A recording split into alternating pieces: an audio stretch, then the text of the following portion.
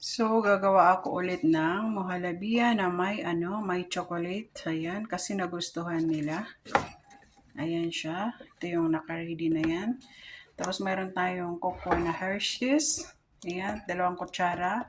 And then, 4 na kutsara na nido. At saka, 5 cups na ating, na almaray. Kahit anong fresh milk. Kung ma-evap kayo, evap, pwede rin. So, pakuluan na natin muna itong ating fresh milk. Ang ating fresh milk, hayaan lang natin siyang kumulo bago natin i-add yung ating nido powder. Kahit anong powder pwede.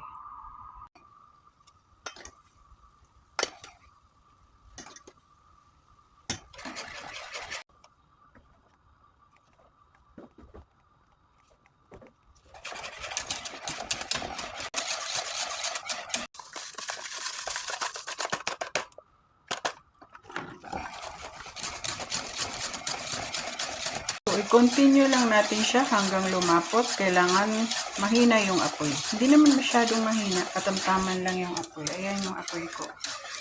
Ganun lang. So, lalapot na yan siya paunti-unti. Nag-add lang ako dito ng sugar ng 3 tablespoon kasi hindi siya masyado matamis kasi nga may cocoa powder tayo na hindi siya matamis. Kaya, nag-add na lang ako ng sugar. 3 tablespoon, pwede na. So, ganito lang siya, pwede na. Ayan, kumukulo-kulo na siya ng konti, pwede na siya. Kasi para hindi ma-over yung ating mixture, baka masunog. Pwede na to. Ayan, Mahalabia chocolates with pistachios. Dinurog ko lang yung pistachios. Ayan. So, yan ang ipinang decoration ko lang. Masarap din to pang decoration sa pagkain, sa mga cake, pwede rin. Lamigin lang natin muna siya sa ref bago natin siya kainin kasi mas masarap pag malamig. Pang dessert kasi to, di ba?